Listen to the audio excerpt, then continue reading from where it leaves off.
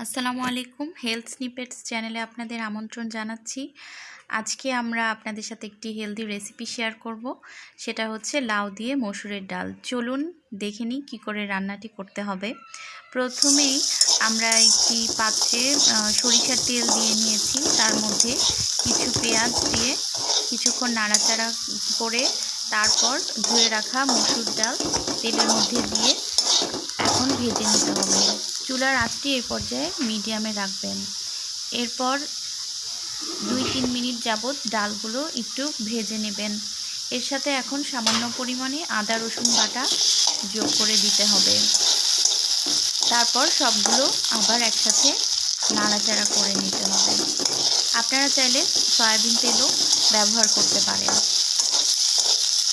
কিছুক্ষণ নাড়াচাড়া করতে করতে দেখতে পারবেন যে ডালের রং একটু হালকা হয়ে আসবে। আর সেই পর্যায়ে এটার সাথে আমরা অন্য মশলাগুলো যোগ করে দেব। এখন আমরা এখানে দিয়ে দিচ্ছি একটি চামচ থেকে 1 চামচের একটু কম পরিমাণে ধনে গুঁড়া,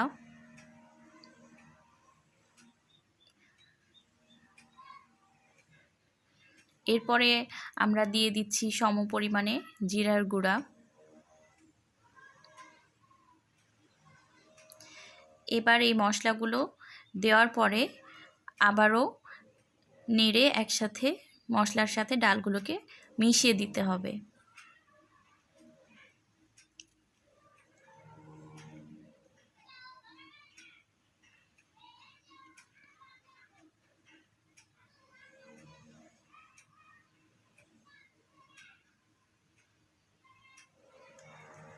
কিছুক্ষণ নাড়াচাড়া করার পর আমরা এতে অল্প একটু পানি দিয়ে দিচ্ছি যেন মশলাগুলো ভালোভাবে কষানো হয়।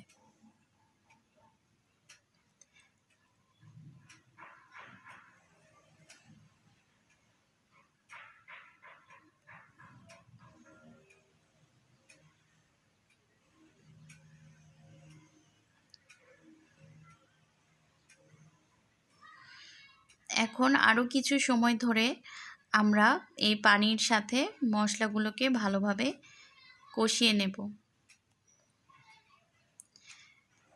কিছুক্ষণ পরে আপনারা দেখতে পাচ্ছেন যে পানিটা যখন কমে আসবে তখন আমরা এর সাথে আগে থেকে কেটে ধুয়ে রাখা লাউয়ের পিসগুলোকে অ্যাড করে দেব।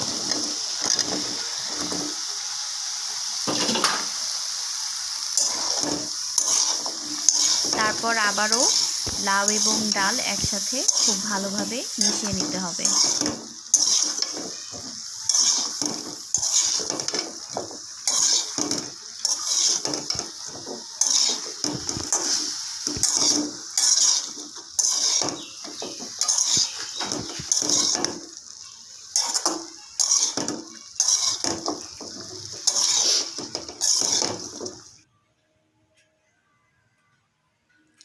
এ পর্যায়ে আমরা সামান্য পরিমাণে হলুদ মিশিয়ে দিচ্ছি।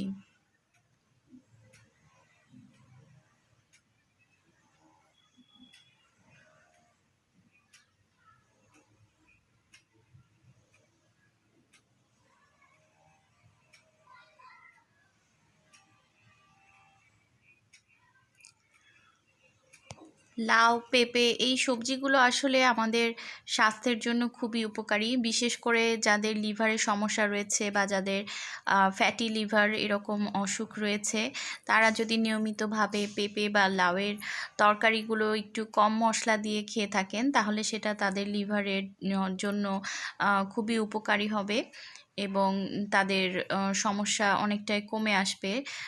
সাধারণত লিভারের সমস্যা থাকলে আমরা আমিষ জাতীয় খাবারগুলো যেমন গরুর খাসির গোস্ত এগুলো হজম করা একটু কঠিন হয়ে পড়ে। তখন শাকসবজিগুলো খেতে হয়। আর এর মাঝে লাউ, পেঁপে এই সবজিগুলো খুবই স্বাস্থ্যকর।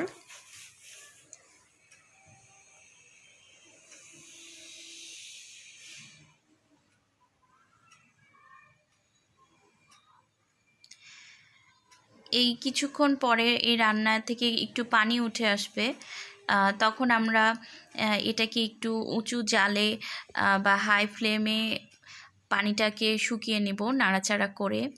তাহলে লাউয়ের টেস্টটা পুরোপুরিভাবে ভালোভাবে আসবে রান্নাতে।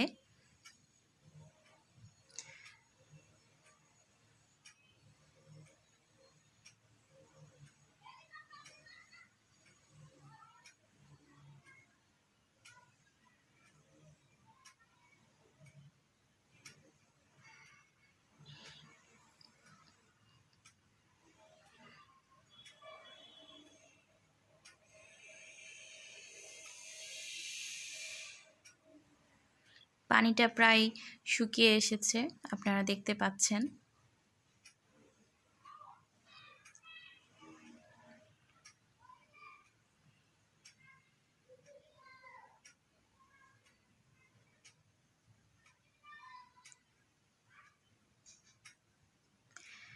এখন আমরা লাউ সিদ্ধ করার জন্য একটু বেশি পরিমাণে পানি দিয়ে দিব।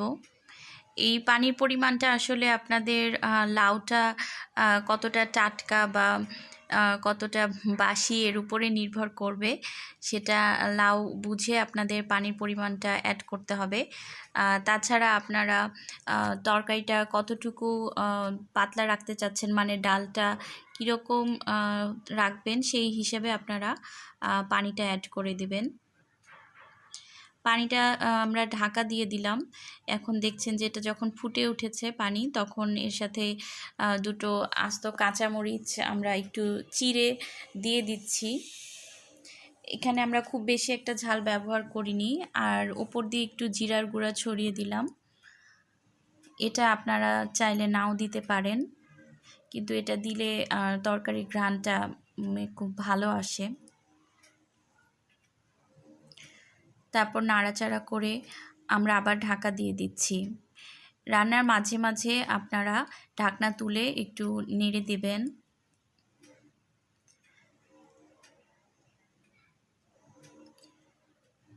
এখন আমরা এর সাথে লবণ অ্যাড করে দিচ্ছি।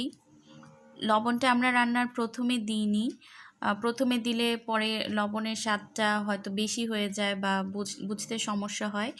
এজন্য একদম রান্নার মাঝামাঝি পর্যায়ে আমরা লবণটা দিয়ে দিচ্ছি। এরপর টেস্ট করে দেখব, প্রয়োজন হলে আরও লবণ অ্যাড করে দিতে হবে।